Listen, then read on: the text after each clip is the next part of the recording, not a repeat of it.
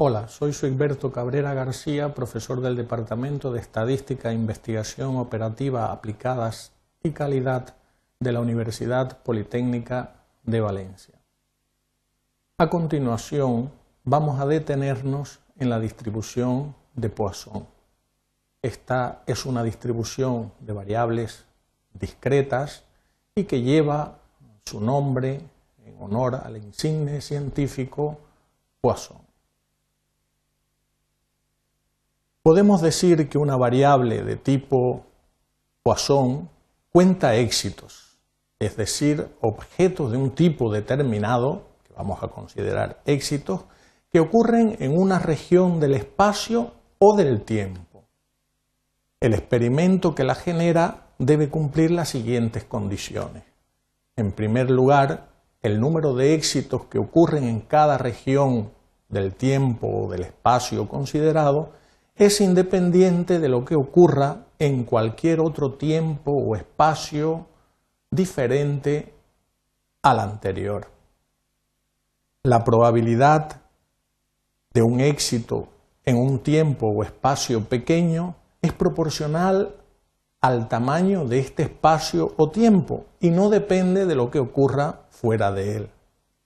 Y la probabilidad de encontrar uno o más éxitos en una región del tiempo o del espacio tiende a cero, es decir, es muy pequeña a medida que se reducen las dimensiones de la región de estudio.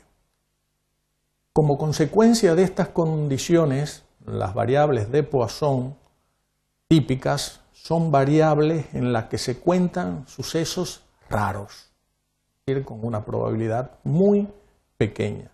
Este tipo de leyes se aplican, como comentaba, a aquellos sucesos con probabilidades muy bajas de ocurrir, obteniéndose como la distribución límite de una sucesión de variables binomiales. Es decir, el límite al cual tiende una distribución binomial cuando n se hace muy grande y la probabilidad p se hace muy pequeña. Se utiliza cuando se considera que las ocurrencias se presentan con regularidad e independencia y debe verificarse además que el número de ocurrencias sea teóricamente ilimitado. Esta distribución presenta la siguiente función de probabilidad. Una probabilidad de esta forma se muestra aquí. En ocasiones se presenta esta expresión en función de un solo parámetro lambda, que va a ser igual a alfa por t, con lo cual la función de probabilidad puede quedar expresado en esta forma, donde lambda indica el número medio de ocurrencias durante todo el periodo de observación. En este caso, el cálculo de la media puede realizarse aplicando las fórmulas estudiadas con anterioridad de la siguiente manera y al resolver esto nos damos cuenta que el resultado es lambda, es decir, coincide el valor de la media con el valor del parámetro que caracteriza la distribución. De la misma manera, desarrollando la fórmula para la varianza, obtenemos que la varianza también va a ser igual a lambda, es decir, que el valor medio esperado y la varianza de esta distribución coinciden ambas dos con el valor del parámetro que caracteriza la distribución. Debemos de recordar y no confundir, como nos ocurre con frecuencia, que la desviación típica será por lo tanto la raíz cuadrada de lambda. La media, por lo tanto, en una distribución de Poisson, repito, son iguales al producto de alfa por t. Veamos la aplicación de esta distribución a un problema. Supongamos que tenemos un determinado cable en el cual el número de fallos anuales se supone que sigue una distribución de Poisson, con una probabilidad muy pequeña, de 0.0256 fallos cada 1000 metros. Y debemos calcular la probabilidad de que no se produzca ningún fallo en un cable que tiene esta longitud. es decir, 515.800 metros en un periodo de un año.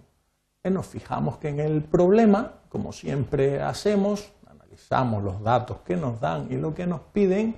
En el problema viene ya especificado que según una distribución de Poisson, pero si no, hubiéramos podido identificarlo a partir de la probabilidad de ocurrencia, que es muy pequeña, en un acontecimiento muy grande.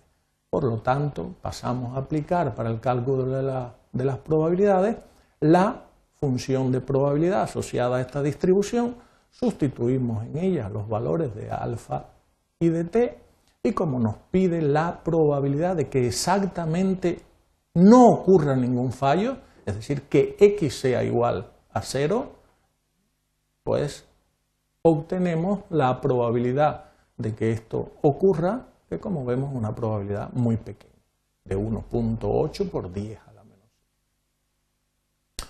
La varianza, aplicando la fórmula, que es igual a alfa por t, pues nos va a dar 13.2. En algunas aplicaciones con frecuencia aparecen sumas de variables de Poisson.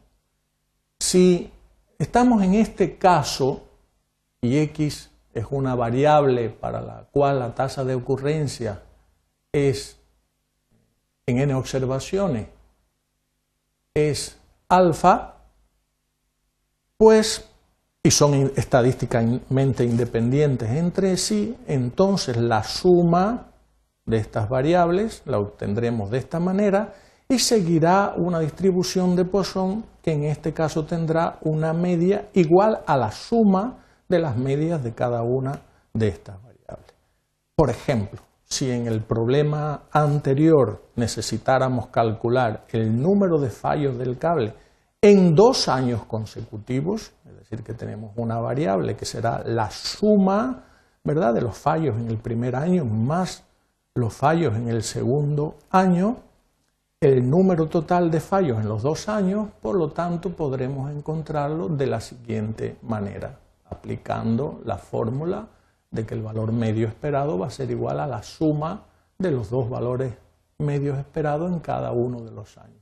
Aplicando los valores contenidos en los datos del problema, llegamos a la conclusión de que 26,4 van a ser los fallos en los 2 años sucesivos. Hemos visto, por lo tanto, esta distribución de Poisson en la cual la función de distribución acumulada es la suma, ¿verdad?, de todos los valores contenidos por debajo de la x.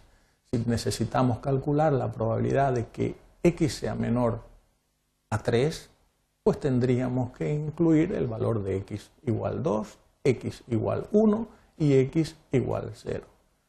Con frecuencia, el cálculo de esta fórmula es relativamente difícil si lo hacemos a mano y por lo tanto recomiendo utilizar el ábaco de Poisson.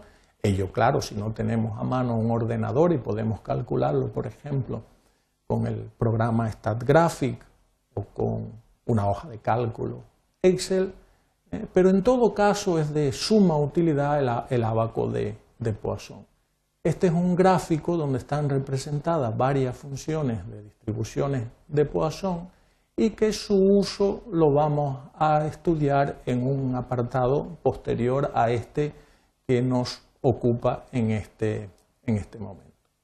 Es decir, que de esta forma hemos visto las principales características de esta distribución, su aplicación para el cálculo de las probabilidades y de los valores medios y la varianza o desviación típica asociados al mismo.